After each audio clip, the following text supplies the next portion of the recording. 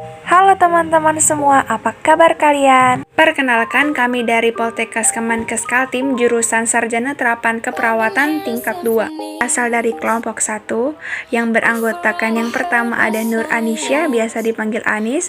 Yang kedua ada Rika Anggreni, biasa dipanggil Rika. Yang ketiga ada Tiara, biasa dipanggil Tiara. Dan yang keempat ada Yuli Rovina Nur Hamida, yang biasa dipanggil Yuli. Dalam kesempatan kali ini, kita akan membahas mengenai konsep diri dengan dosen pengampu mata kuliah, Pak Ners Edi Purwanto, SST MKes. Bahan kajian yang pertama yaitu definisi konsep diri, yang kedua ada faktor-faktor yang mempengaruhi konsep diri, yang ketiga ada rentang konsep diri, yang keempat ada komponen konsep diri, yang kelima ada perilaku pasien dengan gangguan konsep diri. Apa sih konsep diri itu? Konsep diri adalah semua perasaan, kepercayaan, dan nilai yang diketahui individu tentang dirinya dan mempengaruhi individu dalam berhubungan dengan orang lain. Konsep diri berkembang secara bertahap saat bayi, melalui mengenal dan membedakan dirinya dengan orang lain. Konsep diri itu bisa dipengaruhi oleh faktor apa saja sih? Faktor-faktor yang bisa mempengaruhi konsep diri ada 3. Yang pertama, teori perkembangan. Teori ini menjelaskan bahwa konsep diri itu belum ada ketika waktu lahir, kemudian berkembang secara bertahap ketika sejak lahir, seperti mulai mengenal dan membedakan dirinya dengan orang lain. Yang kedua yaitu significant other atau orang yang terpenting atau yang terdekat, di mana konsep diri ini dipelajari melalui kontak dan pengalaman dengan orang lain. Ketiga, self-perception atau persepsi diri sendiri, yaitu persepsi individu terhadap diri sendiri dan penilaiannya, serta persepsi individu terhadap pengalamannya akan situasi tertentu. Selanjutnya tentang rentang konsep diri menurut Stuart dan Sanden tahun 1998. Tentang konsep diri mulai dari respon adaptif sampai dengan respon maladaptif, yang dimana respon adaptif merupakan tingkah laku yang sesuai dengan tuntutan lingkungan di masyarakat, atau bisa dibilang tingkatan konsep diri yang paling tinggi. Sedangkan respon maladaptif merupakan perilaku yang tidak sesuai dengan tuntutan lingkungan masyarakat, atau bisa dibilang tingkatan konsep diri yang paling rendah. Jadi respon adaptif sampai dengan respon maladaptif itu terdiri dari aktualisasi diri, merupakan pernyataan diri tentang konsep diri yang positif dengan latar belakang pengalaman yang nyata, yang sukses dan diterima. Lalu yang kedua ada konsep diri positif, yaitu apabila individu memiliki pengalaman yang positif dalam beraktualisasi diri. Yang ketiga ada harga diri rendah, yaitu transisi antara respon konsep diri adaptif dengan respon konsep diri maladaptif. Yang keempat ada kekacauan identitas, yaitu kegagalan individu mengintegrasikan aspek-aspek identitas masa kanak-kanak ke dalam kematangan aspek psikososial kepribadian pada masa dewasa yang harmonis. Lalu yang terakhir ada depersonalisasi, yaitu perasaan yang tidak realistis dan asing terhadap diri sendiri yang berhubungan dengan kecemasan, kepanikan, serta tidak dapat membedakan dirinya dengan orang lain.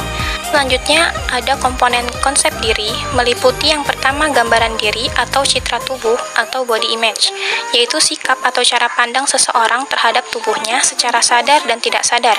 Gambaran diri berhubungan dengan kepribadian. Cara individu memandang dirinya mempunyai dampak yang penting pada aspek psikologisnya.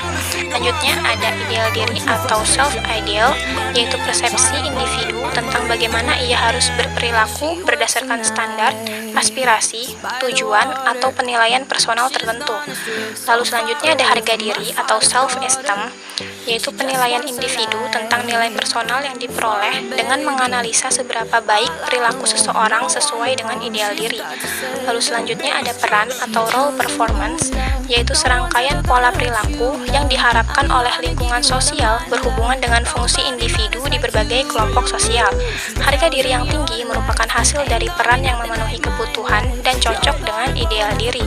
Lalu yang terakhir ada identitas atau identity, yaitu perorganisasian prinsip dari kepribadian yang bertanggung jawab terhadap kesatuan, kesinambungan, konsistensi, dan keunikan individu.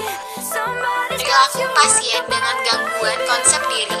Yang pertama ada perilaku adiktif, yaitu shock psikologi, merupakan reaksi emosional terhadap dampak perubahan dan dapat terjadi pada saat pertama tindakan.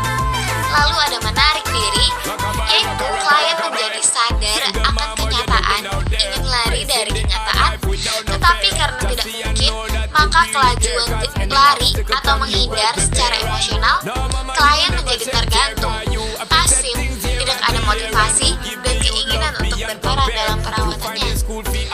juga penerimaan atau pengakuan secara bertahap, yaitu setelah klien sadar akan kenyataan, maka respon kehilangan atau berduka muncul.